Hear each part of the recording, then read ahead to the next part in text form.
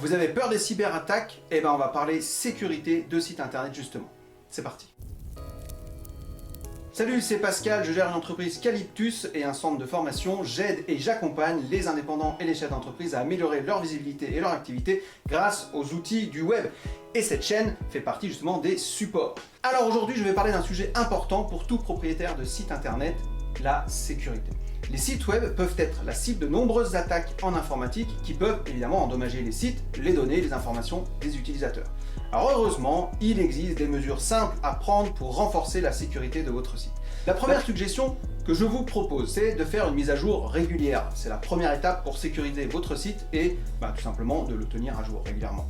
Ça inclut des mises à jour du système d'exploitation, du CMS et des plugins utilisés sur le site. Les mises à jour corrigent les failles de sécurité qui peuvent être exploités par les cybercriminels. Donc tous les thèmes non utilisés, les plugins non utilisés, virez-les de votre site ou mettez-les à jour, tout simplement.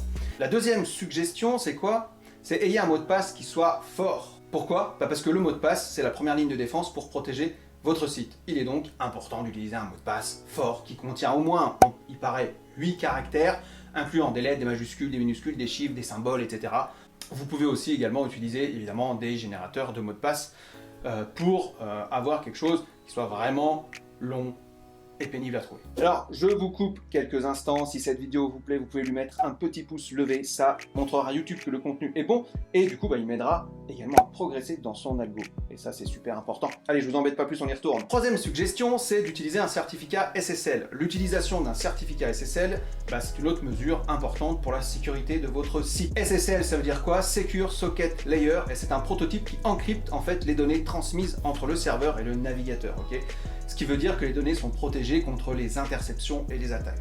Alors j'ai fait une vidéo que je vous mets juste là, si j'y pense, j'explique vraiment ce que c'est. Suggestion numéro 4, il faut sauvegarder régulièrement votre site. Il est important de le sauvegarder pour être en mesure de le restaurer rapidement en cas de problème. Vous pouvez effectuer des sauvegardes manuelles ou utiliser un plugin spécifique pour ça.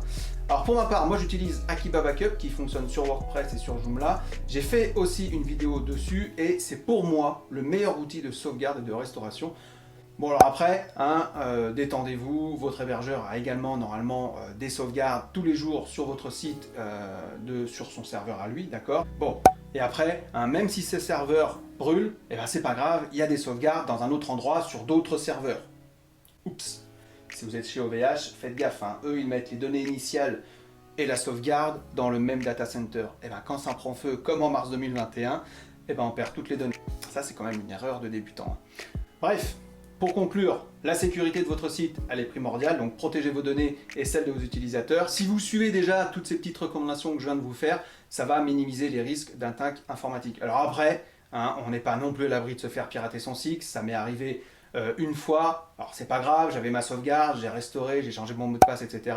J'ai bien fait attention aux mises à jour, mais bon, sur les presque 2 milliards de sites internet qui existent, faut vraiment pas avoir de chance que ça tombe sur vous, ça peut arriver. Et puis dites-vous bien que de toute façon, les mecs, s'ils veulent vous embêter, s'ils veulent rentrer dans votre site internet, dans tous les cas, ils arriveront, ils arrivent à pirater 50 000 sites d'État. Donc voilà, c'est pas votre site qui va les faire peur. Mais il ne faut pas non plus vivre dans cette peur-là. C'est pas pour ça qu'il ne faut pas avoir son site internet. C'est pas pour ça qu'il faut avoir peur de se faire usurper son identité, etc. Oui, ça arrive, mais ça reste très rare. Voilà, donc faites gaffe, soyez vigilants. Tout simplement. Si cette vidéo vous a plu, mettez un petit pouce, abonnez-vous si vous ne l'avez pas encore. Activez la cloche, je le dis jamais ça, mais comme ça vous permet de savoir en avance les vidéos qui vont sortir, etc. Donc ça c'est cool. Moi je vous dis à très bientôt pour une prochaine vidéo. Ciao.